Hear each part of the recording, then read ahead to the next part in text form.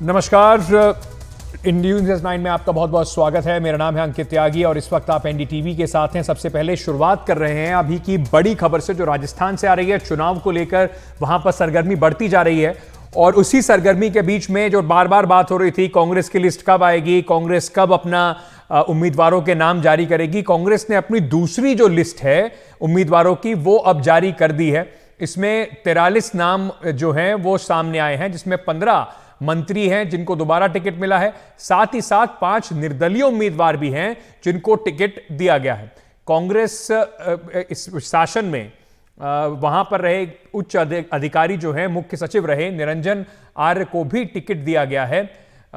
सीधे चलते हैं, हमारी सहयोगी हर्षा कुमारी सिंह इस वक्त हमारे साथ जुड़ रही हैं ज्यादा जानकारी देने के लिए। हर्षा, कुल मिलाकर अब 76 नाम कांग्रेस के सामने आ चुके हैं।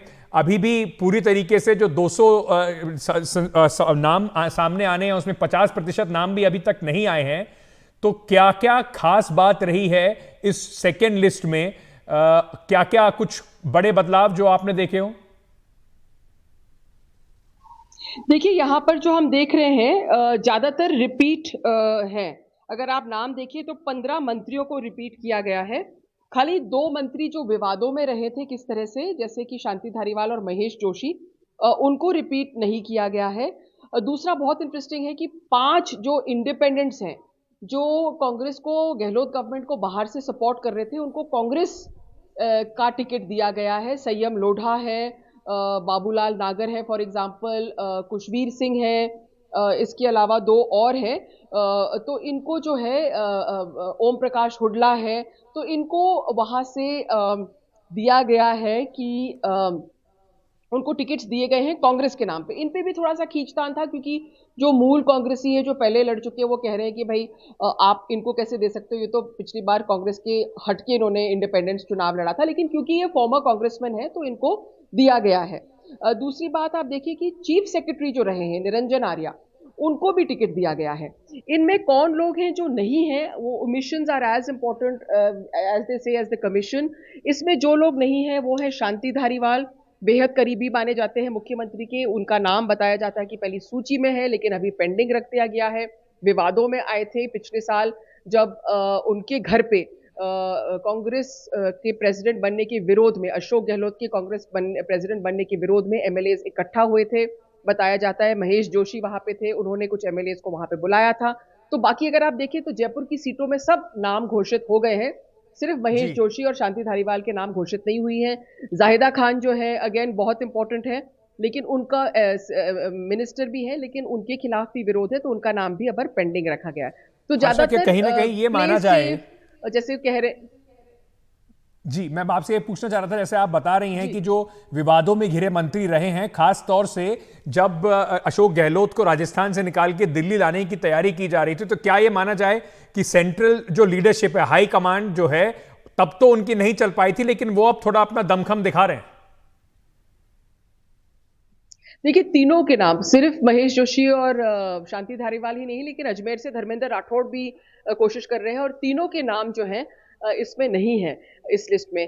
तो कहीं ना कहीं हाई कमांड कॉशियसली चल रही है, और हाई कमांड को कहीं ना कहीं ऐतराज इस बात पे है कि जिनको शो कॉज नोटिस दिया गया है, उनको उन्होंने रिप्लाई तो कर दिया है। अशोक गहलोत ने दिल्ली में एक चर्चित प्रेस कॉन्फ्रेंस में तक कहा था कि भूलो और आगे बढ़ो, और उन्होंने कहा था कि मेरे को सचिन पायलट के जो लोग हैं उन पे ऐतराज नहीं है। सचिन पायलट ने भी कहा था कि जिन लोगों ने जो भी कुछ कहा आला कमान के खिलाफ उस टाइम, या आला कमान के खिलाफ निर्दोषों के अगेंस्ट गए थे, निर्दोषों के, तो फिर भी उनको भी ऐतराज नहीं है।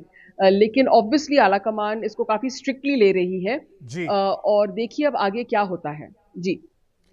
अच्छा, बहुत बहुत शुक्रिया हमारे साथ जुड़ने के लिए। राजस्थान चुनाव जो है वो महत्वपूर्ण चुनाव है और देखा जाएगा इस बार कि कितना अशोक गहलोत की लीडरशिप में कांग्रेस वहां पर जीत पाती है। चलिए आगे बढ़ते हैं और बात करते हैं दिल्ली की। राष्ट्रीय राजधानी क्षेत्र में सर्दियां आते ही एक ऐसा मेहमान हमारे सबके जीवन में आ जाता है जिसको हम बुलाते तो है नहीं, लेकिन हमारी मजबूरी बनके वो जरूर खड़ा हो जाता है, और वो है प्रदूषण। दिल्ली एनसीआर के इलाके में वायु प्रदूषण की अगर बात करें तो गुणवत्ता जो है, एयर क्वालिटी इंडेक्स जो होती है, वो इस वक्त बहुत खराब कैटेगरी में पहुंचने की आशंका जताई जा रही है। अभी भी कुछ बहुत बढ़िया नहीं है।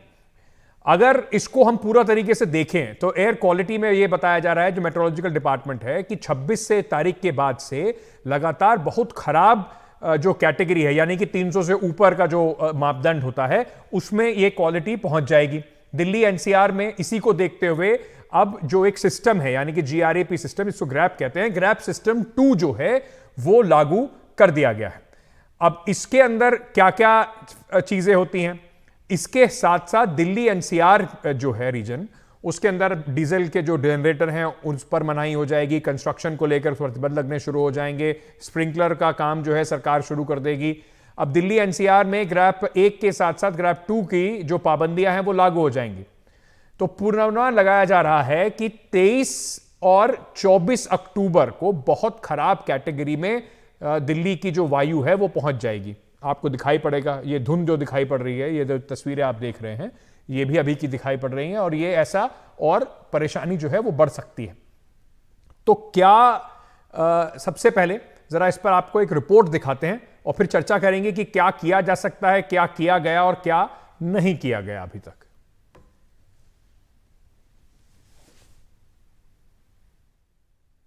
कर्तव्य पथ से इंडिया गेट धुंधला दिखाई दे रहा है। ऐसे में ग्रैप के दूसरे चरण के तहत नए प्रतिबंध लगाए गए हैं।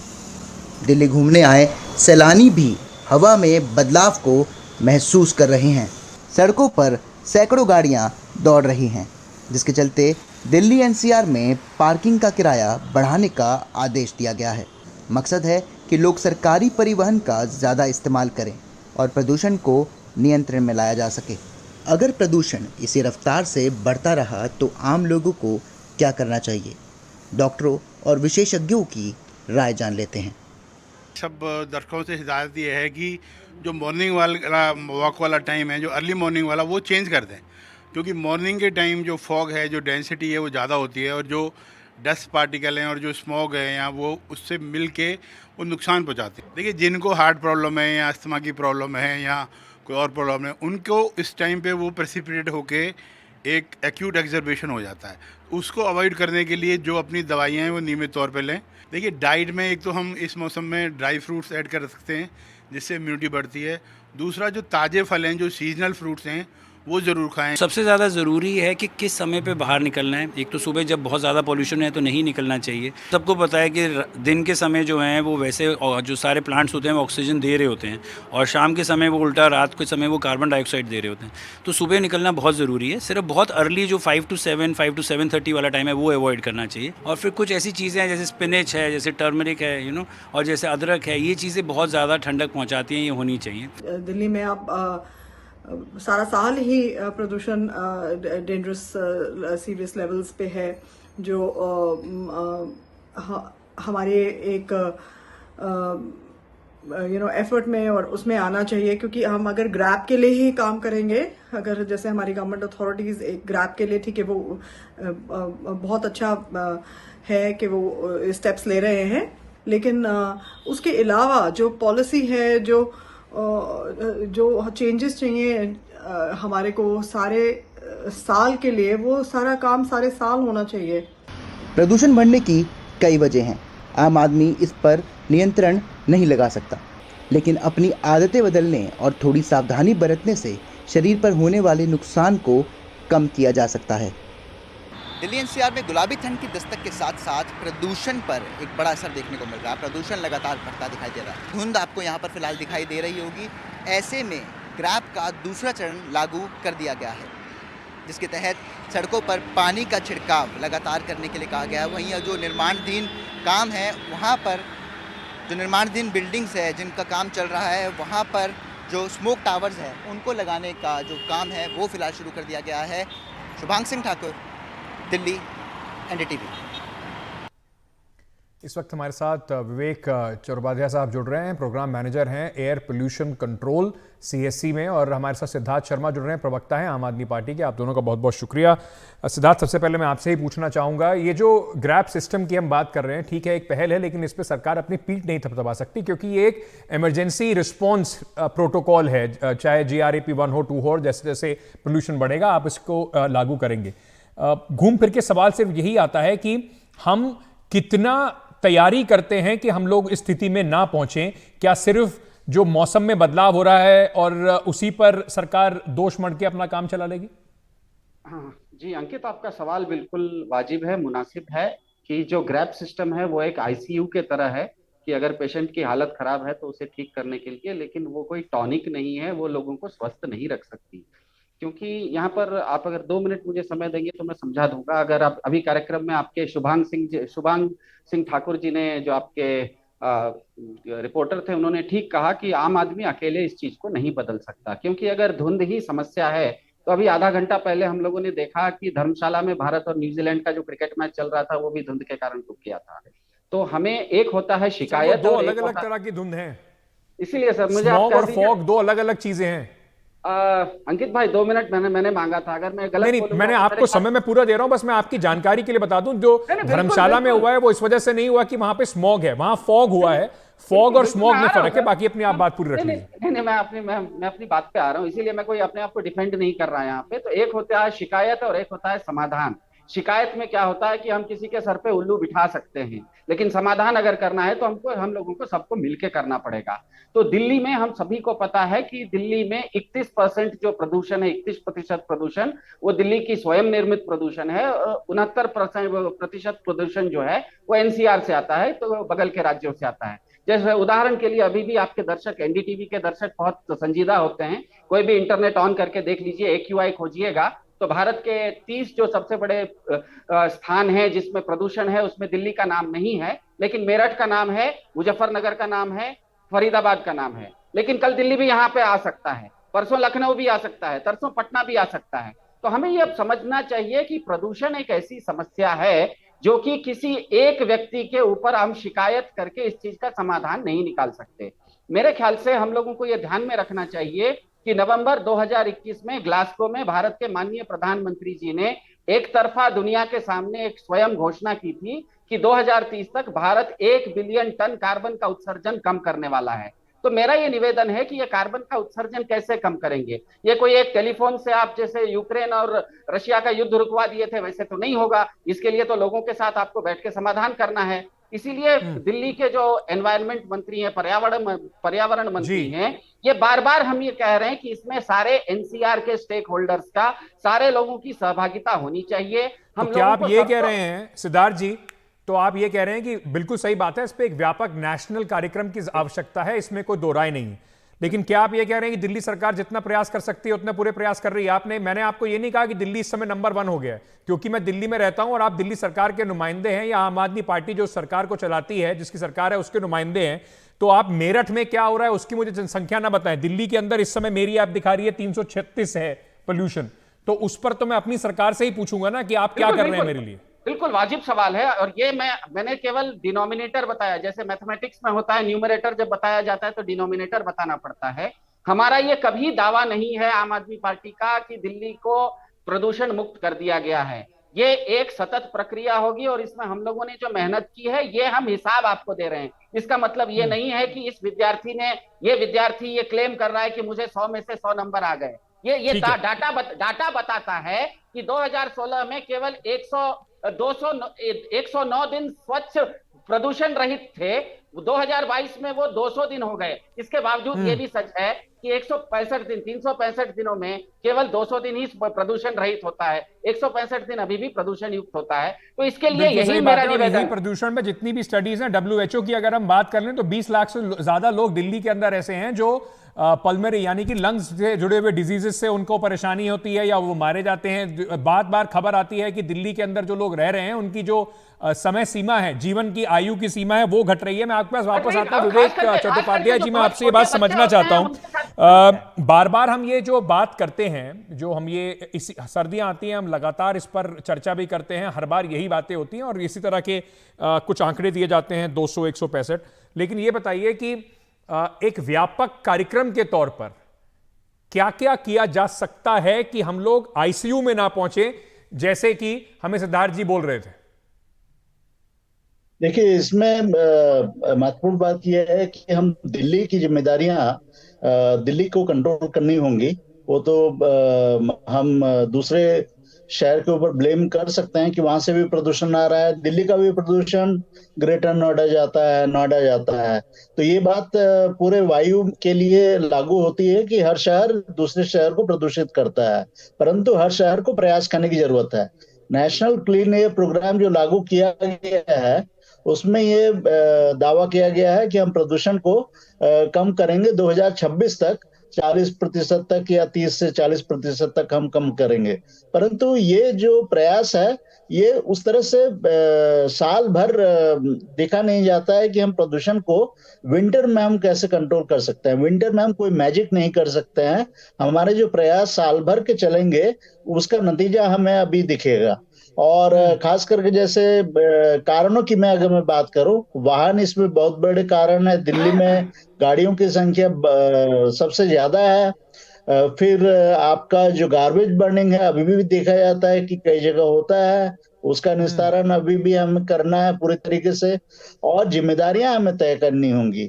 अगर आप देखेंगे कि दिल्ली इतना बड़ा क्षेत्र है, इसको मैनेज करना और पॉल्यूशन कंट्रोल की जिम्मेदारियां देना, मेरे ख्याल से अब इसको राजनीतिक लेवल में हमें हर पार्षद की जिम्मेदारी बनाने की जरूरत है, हर डिस्ट्रिक्ट मजिस्ट्रेट को नोडल ऑफिसर बनाने की जरूरत है और उसको अकाउंटेबल बनाने की जरूरत है। क्योंकि कई बार देखा जाता है कि कंट्रोल बोर्ड की कई सारी ऐसी वो हैं, वहां पर रिक्तियां पड़ी हुई हैं, दिल्ली के अंदर की ही बात कर रहा हूं।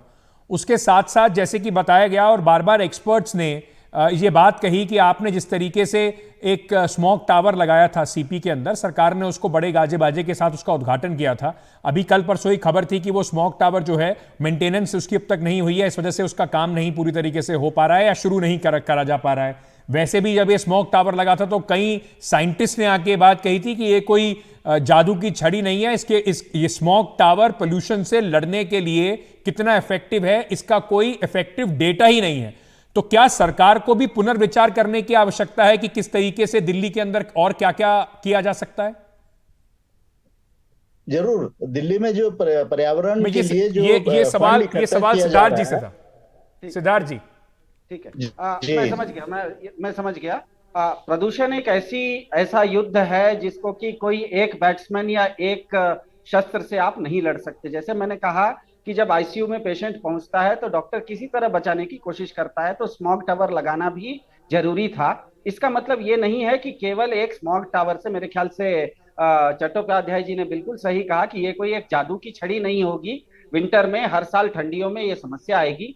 इसके लिए हमें एक समग्र रूप से योजना बनानी पड़ेगी। ये समाधान तभी हो पाएगा जब इसमें सभी लोग मिलके इसमें सर, ये योजना कब बनेगी? आप तो काफी सालों से दिल्ली के अंदर सरकार में हैं, योजना तो आपको ही बनानी पड़ेगी ना।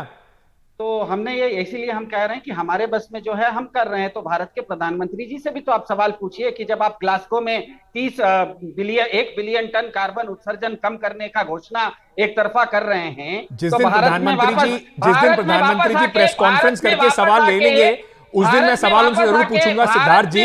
लेकिन आपसे एक बड़ा विनम्र आग्रह है कि अभी सवाल आपसे हैं तो आप अपने जवाब दे दीजिए, औरों पर टालने की कोशिश मत कीजिए। टोपी ट्रांसफर यहां पे चल नहीं पाएगा। एक सवाल आपसे और पूछना चाहता हूं। बार बार ये पिछले 14 सालों से बात हो रही है, आपकी सरकार आने से पहले से भी बात हो रही है कि दिल्ली के अंदर अब जैसे GRAP 2 हो गया है, उसमें कहा जा रहा है कि जो पार्किंग की फीस है उसको बढ़ा दीजिए, लोग ज्यादा से ज्यादा पब्लिक ट्रांसपोर्ट का इस्तेमाल करें, अपनी गाड़ियां छोड़ें, यह बेहतर होगा। लेकिन दिल्ली में 10,000 जो बसों की आवश्यकता है वो कब तक उसकी पूर्ति हो जाएगी? अभी भी DTC और क्लस्टर बसेस मिलाकर करीब 7,000 बसें बनती हैं। हमने जैसे कहा है कि 2025 के अंदर हम दिल्ली में करीब 11 से 12 हजार इलेक्ट्रिक बसें चलेंगी जहां तक बसों का सवाल है, इसमें फिर मेरा निवेदन है कि एलजी साहब से भी निवेदन है, हाथ जोड़ के मैं प्रार्थना करता हूं कि इस तरह की चीजों के योजना जब दिल्ली सरकार लाती है तो उस फाइल को जल्दी वो क्लियर कर दें तो ये काम और जल्दी हो जाएगा। ये केवल क्यों कोई बिल्कुल। एक चीज एक समस्या का समाधान नहीं है।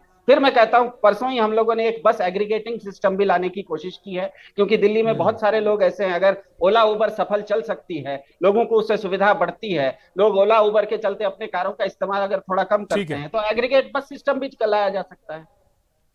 ठीक है।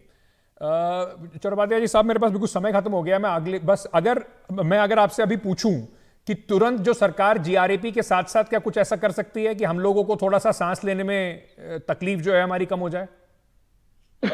देखिए, अभी ऑलरेडी जो वायु प्रदूषण की स्थिति है बहुत खराब की स्थिति में है।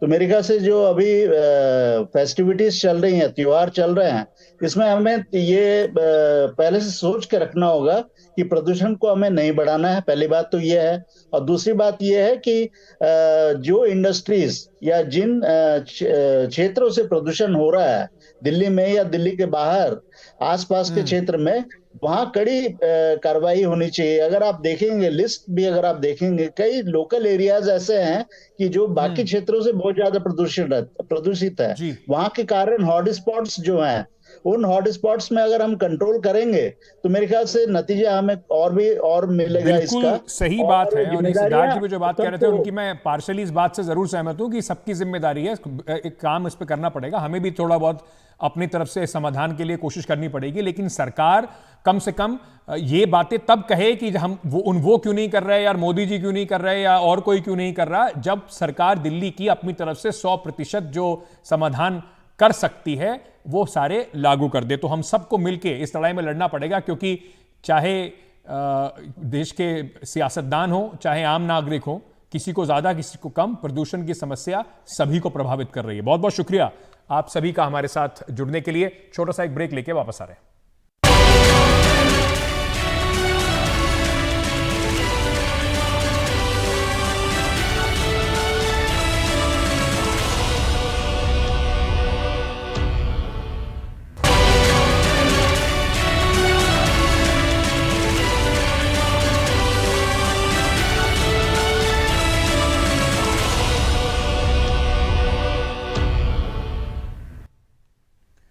कोरोना के बाद अचानक हार्ट अटैक से मौतों का जो सिलसिला है वो बढ़ता ही जा रहा है। काफी गंभीर मामला है।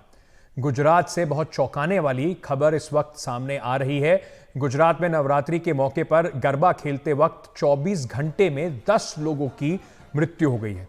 सभी की मौत का कारण हार्ट अटैक बताया जा रहा है। गुजरात में नवरात्रों के दौरान 108 एम्बुलेंस सर्विस जो है उसने 521 कॉल सिर्फ हार्ट अटैक से जुड़े मामलों की रिकॉर्ड की है। यहाँ पर अगर आपको बताएं कि गुजरात में एक जगह पर 17 साल के एक लड़के की हालत उस वक्त बिगड़ गई जब वो गरबा खेल रहा था। उसे अस्पताल ले जाया गया, डॉक्टर ने उसे वहाँ पर मृत घोषित कर दिया। इसके बाद काफ़ी भय का माहौल भी लोगों के अंदर बना हुआ है। एक 17 ईयर का बच्चा गरबे के लिए आया, 15-20 मिनट गरबा खेलने के बाद सडनली उसको चक्कर फील हुए। उसके फ्रेंड्स उसको जैसे ही हैंडल करते उससे पहले वो अनरिस्पॉन्सिव हो गया। फिर वॉलंटियर्स टीम और पूरे आयोजक मंडल ने immediately primary management, cardio respiratory resuscitate किया और फिर मेरा कांटेक्ट किया गया। मैं उधर ही था। There is no pulse, no BP, no oxygen. फिर हम उसको हायर सेंटर लेके गए। वहां पे भी डॉक्टर्स और टीम ने कोशिश की, but unfortunately we can't revive him. तो ऐसा क्यों हो रहा है? क्या ये कोविड से जुड़ा हुआ मामला है या कुछ और एहतियात हमें बरतनी चाहिए? के तलवार साहब जुड़ रहे हैं, चेयरमैन हैं PSRI हार्ट इंस्टीट्यूट के। तलवार साहब बहुत बहुत शुक्रिया डॉक्टर साहब हमारे साथ जुड़ने के लिए। मैं सबसे पहले आपसे ये समझना चाहता हूं कि क्या इसको कोरोना से जोड़ के देखा जाए, क्योंकि बहुत अगर ये देखें इस तरह के जो मामले सामने आ रहे हैं और उसमें 17 साल का अगर कोई बच्चा भी है तो अमूमन किसी 17 वर्ष के बच्चे का इस तरीके से हार्ट अटैक से मरने से जोड़ा नहीं जाता है। तो किस तरीके से एक्सप्लेनेशन क्या है लोगों के लिए इसका? पहले तो बात आपका शुक्रिया अदा, and I must say that very painful to So learn that younger people like this during this religious, celebration sort of having this tragic and very painful for all of us, for the family. I'll only wish that God bless strength to the family, friends to bear this जी kind of a tragedy. दूसरा जो आपने पूछा है corona के साथ, देखो corona के साथ हमें इसको नहीं लिंक करना चाहिए। आजकल कोई कोरोना तो अभी है नहीं, उसको थोड़ा लिंक करना या कहना कि कोई पुराने कोरोना की इवेंट हो सकती है, I think it be too much to go into. हाँ, ये जरूर है कि young people when they die what is the possibility. उसी क्या होता है कि मेडिकली जो जब हम young people doing exercise death होती है तो हम कहते हैं कि भाई mostly people are smokers, maybe some taking drugs, or people at age long 30 plus, when they are not aware of they have underlying disease, they do some sudden exercise, they can get a heart attack. Sir, मैं आपसे दरख्वास्त करना चाहूंगा अगर आप हिंदी में बोलेंगे तो हमारे ज्यादा दर्शक समझ पाएंगे। अच्छा, जो ये जो यंग पीपल हैं, जैसे 13-17 साल के की डेथ हुई है, 13 साल का भी मैंने देखा सुना है कि ऐसे खेल वहां इस सेलिब्रेशन में डेथ हुई। क्या होता है कि कई बार हम कहते हैं इनहेरिटेड एरिथमिक डिसऑर्डर्स होते हैं जो कि मोस्टली फैमिली में रन करते हैं। यंग पीपल में उस तरह के सीरियस एरिथमिक एपिसोड हो सकते हैं सडनली, जबकि बच्चे को पता ना हो या फैमिली को ना पता हो। That is one possibility in this kind of cases. सो ये कहना बड़ा मुश्किल है, क्यों है आजकल जैसे abroad तो जैसे sometimes when you do autopsy in these cases we do kind of molecular autopsy to find out the underlying reason, so that's not this is as well as, so I think it's a difficult to कहना बहुत मुश्किल है कि क्या है, but लगता है कि arrhythmic disorder ना हो बच्चे को, जो कि उसको he was prone to it, and when he does exercise which is aggressive exercise it may kind of provoke a serious kind of arrhythmia. क्या लोग कर सकते हैं? जैसे आपने ये तो बताया कि कई बार ऐसा है यंग लोगों में आपको पता ना हो, अपनी अंडरलाइन आपकी फैमिली हिस्ट्री है इस तरह की, आपको उसका ध्यान रखना चाहिए। तो क्या क्या लोग कर सकते हैं जिससे कि वो इन बातों के लिए अवेयर हों? मतलब क्या पीरियोडिकली, जैसे आप 20 साल के हों, 30 साल के हों, चाहे आप कितनी भी यंग एज के हों, अपने हार्ट का चेकअप कराएं, किस तरीके के प्रिकॉशंस लेने चाहिए? देखो, ये बड़ा अहम सवाल है आपने जो पूछा। ये बात सही है कि जो मैं कहूँगा 20-30s में, जो 30s में मैं कहूँगा पीपल को अपना कार्डियक चेकअप करा लेना चाहिए before they go for aggressive exercise. पर ये जो यंगर पीपल जैसे ना 13 साल के आए, 17 साल का था, एक हो सकता है इनहेरिटेड डिसऑर्डर, पर कुछ प्रिकॉशन लेनी चाहिए ऑर्गेनाइजेशन को। जब इस तरह के सेलिब्रेशन होती हैं, फंक्शन होता है, एक तो बच्चों को कोशिश करो कि इतनी स्टेनोस एक्सरसाइज करते बीच में ना थोड़ा रेस्ट दिलवाना चाहिए, तो इनकरेज करना चाहिए कि ब्रेक करिए कंटिन्यूस, बिकॉज ऑफ पैशन होता है और थोड़ा माहौल ऐसा होता है कि बच्चे उसमें डोंट रियलाइज के भी इतना ज्यादा स्ट्रेस हो गया, फटीग हो गया कि एक तो वो चाहिए कि थोड़ा एडवाइस करना चाहिए जो लोग ऑर्गेनाइजर हैं कि बीच में उनको एडवाइस करें कि ब्रेक करिए। और एक हाइड्रेशन का इशू आता है कि थोड़ा उनको इनकरेज बीच बीच में थोड़ा अपने आप को फ्लूइड लिक्विड लेना, नींबू पानी जैसा चीज लेना, सो दैट आप अपने आप को हाइड्रेट करते हैं। ये नहीं कि डिहाइड्रेट कर लिया, इतना एक्सरसाइज करी, which can provoke some kind of serious arrhythmia. बाकी अगर क्या टेस्ट, कुछ बेसिक टेस्ट हैं क्या जो लोग, जैसे दर्शक अभी जो सुन रहे होंगे, आप अगर पीरियोडिकली इससे रेगुलरली एक्सरसाइज नहीं करते हैं और फिर आप एकदम सोचें कि मैं कई घंटों तक गरबा खेलने चला जाऊं या डांडिया खेलने चला जाऊं या एक्सरसाइज शुरू कर रहे हो, तो क्या कुछ बेसिक हार्ट मार्कर्स, चेकअप्स ऐसे हैं जो लोग कर सकते हैं? देखो, सभी को अगर इस तरह की स्टेनोस एक्सरसाइज करनी है, पहले हम कहते हैं कार्डियक एवैल्यूएशन में ना, जैसे टीएमटी टेस्ट किया जाता है, एको किया जाता है, ईसीजी। सो ये बेसिक इन्वेस्टिगेशन है which can help you to say that कोई अंडरलाइंग इशू नहीं है। बिकॉज समटाइम जो मैंने अरिथमिक डिसऑर्डर कराया, ईसीजी में कुछ चेंजेस होते हैं जो पता लग जाता है कि इसको इस तरह का खतरा है। तो ये जो कार्डियक एवैल्यूएशन है, ईसीजी है, टीएमटी टेस्ट है, एको टेस्ट है, या हम स्ट्रेस इको या स्ट्रेस थैलियम करते हैं, इस तरह की इवैल्यूएशन अपनी करवा लेनी चाहिए before you go for a strenuous kind of exercise. बाकी जो बच्चों के बारे में नहीं बताया कि थोड़ा ईसीजी वगैरह करनी चाहिए। मैं ये भी आपसे पूछना चाहूंगा, हमारी दैनिक दिनचर्या में हम कुछ बदलाव कर सकते हैं हमारे दिल को सुरक्षित रखने के लिए? नहीं, एक तो देखो प्रिकॉशन, मैंने कहा कि ड्यूरिंग एक्सरसाइज इस तरह के थोड़े एक्सरसाइज के टाइम क्या प्रिकॉशन लेनी चाहिए, जैसे कि अभी हाइड्रेशन प्रॉपर रखो, थोड़ा बीच में रेस्ट ले लिया, don't fatigue your too much. बाकी अगर किसी के फैमिली में बैकग्राउंड है, पर्टिकुलरली यंगर पीपल, बच्चों की बात मैं कर रहा हूँ, 15 साल 17 साल, अगर किसी की फैमिली में किस तरह का कोई इंस्टांस है, वो थोड़ा केयरफुल रहना चाहिए, अपना इवेल्युएट कर लेना चाहिए। जैसे हाइपरट्रॉफिक कार्डियोमायोपैथिक एंटिटी होती है, हार्ट मसल थिक हो जाता है, तो वो इको वगैरह करने से पता लग जाता है। ये इश्यूज हैं थोड़े, बट देखिए यानी कि अगर आप सही समय पर जांच कराते रहें तो प्रिवेंटिव एक्शन लिया जा सकता है, जिससे कि आप स्थिति में ना पहुंचे कि आपके दिल के ऊपर इस तरीके का आघात पड़े। बहुत बहुत शुक्रिया डॉक्टर साहब हमारे साथ जुड़ने के लिए और ये जानकारी हमारे साथ साझा करने के लिए। एक छोटा सा ब्रेक ले रहे हैं, ब्रेक लेके वापस आ रहे हैं।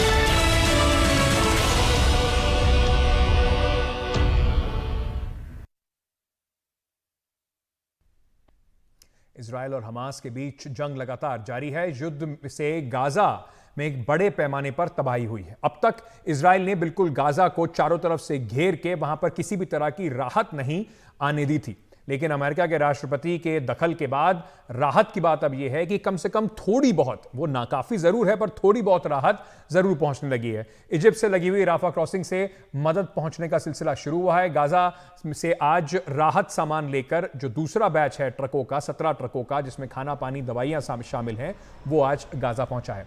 आज एक फ्यूल ट्रक भी गाजा पहुंचा है। जंग शुरू होने के बाद से गाजा पहुंचने वाला ये पहला फ्यूल ट्रक है।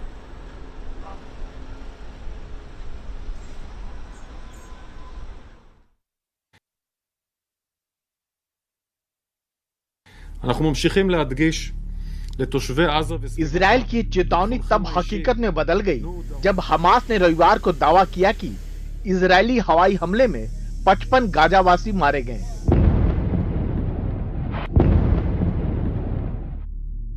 संयुक्त राष्ट्र संघ के मुताबिक 7 अक्टूबर की सुबह शुरू हुई जंग में इजरायली हमले से गाजा के करीब 40% घर तबाह हो गए हैं। तबाही का मंजर यह है कि इनमें से ज्यादातर मकान मलबे में तब्दील हो चुके हैं। इतना ही नहीं, एक रिपोर्ट के मुताबिक इजरायली हवाई हमले में 30 मस्जिदें नष्ट हो गई। इन बम धमाकों ने गाजा में स्कूलों और अस्पतालों को भी नहीं बख्शा है। वहीं हमास के हमले में कम से कम 1400 इजरायली मारे जा चुके हैं। फिलिस्तीन के अधिकारियों की माने तो इजरायली हमले में गाजा में 4500 लोग मारे गए हैं। इजराइल बार बार गाजा वासियों को चेतावनी दे रहा है कि वे दक्षिण की ओर चले जाएं, लेकिन यह भी रिपोर्ट है कि उस इलाके में भी हवाई हमले में दर्जनों लोग मारे गए हैं। इजरायली हमले और चारों ओर नाकाबंदी की वजह से गाजा में मानवीय संकट खड़ा हो गया है। लोगों के पास न खाने का सामान बचा और न ही पीने का पानी, ईंधन भी खत्म हो गया है। उम्मीद की किरण तब नजर आई जब शनिवार को बड़ी मुश्किल से इजिप्ट की तरफ से 20 ट्रक राहत सामग्री गाजा पहुंची। घरों में कतार लगी हुई है। लोग लाइन लगाकर बाथरूम में जाने का इंतजार कर रहे हैं। जिसको नहाने का मौका मिलता है उसे दोबारा नहाने के लिए 2-3 दिन इंतजार करना होता है। छोटे बच्चों को जरूर नहलाना चाहिए। बच्चों को पता ही नहीं है कि क्या हो रहा है। वो खेलते हैं, फिर उन्हें नहाने की जरूरत होती है। हालात बिगड़ते देख संयुक्त राष्ट्र संघ की 5 एजेंसियों ने तत्काल युद्ध विराम की मांग की है। इनके मुताबिक हमले में बच्चों और महिलाओं की ज्यादा मौत हो रही है। कुछ एक रिपोर्ट की माने तो गाजा में बमबारी की वजह से हर 15 मिनट में एक बच्चे की मौत हो जाती है। ये काफी चिंताजनक है। गाजा की आबादी का आधा हिस्सा बच्चों का है। अस्पताल में भी ईंधन की कमी है। 16 लाख लोगों को तत्काल मदद की जरूरत है। ऐसे हालात में गाजा वासियों को फिर से इजराइल की ओर से चेतावनी मिली है कि वे गाजा पट्टी छोड़कर दक्षिण की ओर चले जाएं। युद्ध को शुरू हुए 2 हफ्ते हो चले हैं। हर गुजरते दिन के साथ गाजा वासियों को उम्मीदें कम हो रही हैं। नई दिल्ली से राजीव रंजन, एनडीटीवी इंडिया।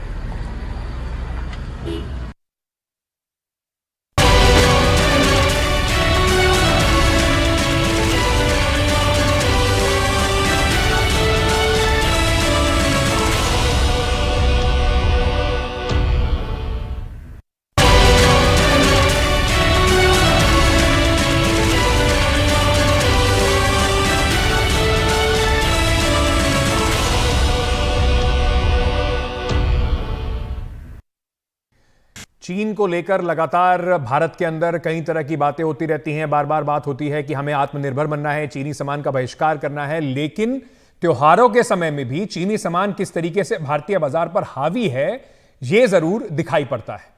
यह कोई नई बात मैं आपको बता नहीं रहा हूं। दिवाली के समय बाजारों में चीनी सामान पूरी तरीके से अपना छाप छोड़ता है, हावी हो जाता है, चाहे वो बत्तियां हों, चाहे वो इलेक्ट्रिक लाइट्स हों, पटाखे तक चीन से आने शुरू हो जाते हैं। यही वजह है कि वाराणसी के मिट्टी के दीपक और बर्तन बनाने वाले लोग जो हैं, कारीगर जो हैं, वो इस वक्त संकट की स्थिति में खड़े होते हैं, क्योंकि अभी भी लोगों की निर्भरता जो है वो चीनी सामान से पे बनी हुई है।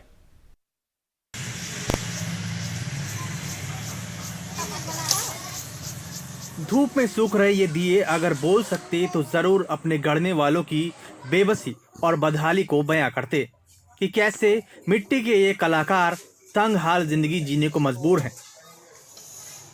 हर साल दीपावली पर आस रहती है कि इस बार ये दिए कुछ ज्यादा बिकेंगे, जिससे आमदनी बढ़ेगी, पर अफसोस कि ऐसा होता नहीं है।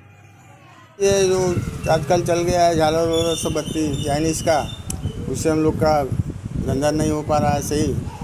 और थोड़ा लेते हैं आदमी पूजा पाठ के लिए, थोड़ा बहुत लेते हैं। मिट्टी का दाम बढ़ रहा है, हम लोग का दाम नहीं बढ़ रहा है, उसी उतने ही पे है। 4000 5000 देंगे तो मट्टी लेके आएगा, फिर उसके बर्तन बनाएंगे, मट्टी के दिया उड़वा को बनाते हैं, उसका पैसा नहीं मिल रहा है मार्केट में। जो ये सब चाइना फाइना वाला कुछ चल दिया है, उसकी कीमत नहीं बढ़ रही है। हम लोग इतना रियाज करके काम करते हैं, बाकी उसका पैसा नहीं मिल रहा है। हालात ये कि कुम्हार परिवारों की नई पीढ़ी अपने पुश्तैनी काम को करने से हाथ खींच रहे हैं। त्योहारों पर मौसम है और घर का काम है, इसलिए घंटा 2 घंटा समय दे रहे हैं, पर जीविका चलाने के लिए कोई दूसरा काम धंधा करना उनकी मजबूरी बन गई है। कोई दुकान पर काम कर रहा है तो कोई ठेला लगा रहा है। दीपावली का समय है, इसीलिए हम लोग घर पे 1-2 घंटा काम घर पे हाथ बटा देते हैं, फिर उसके बाद दीपावली बाद ख़त्म हो जाती है तो हम लोग बस फूट का स्टार्ट का काम करते हैं, मार्केट में ठेला वेला लगाते हैं। सरकार की तरफ से कुम्हारों की स्थिति में सुधार के लिए उन्हें इलेक्ट्रिक मोटर चलित चाक मुफ्त में उपलब्ध कराए जा रहे हैं।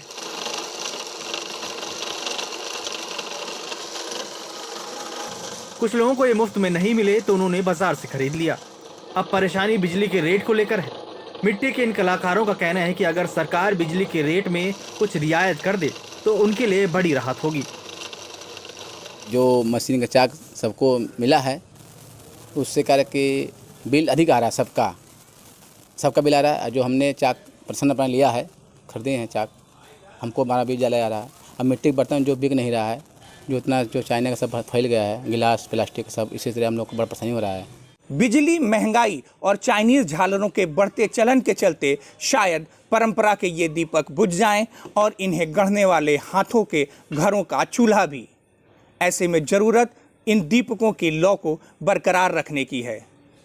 घी से भरा यही दिया जब किसी मुंडेर को धमकाएगा, मेरे घर के चूल्हे को भी थोड़ी गर्मी पहुंचाएगा।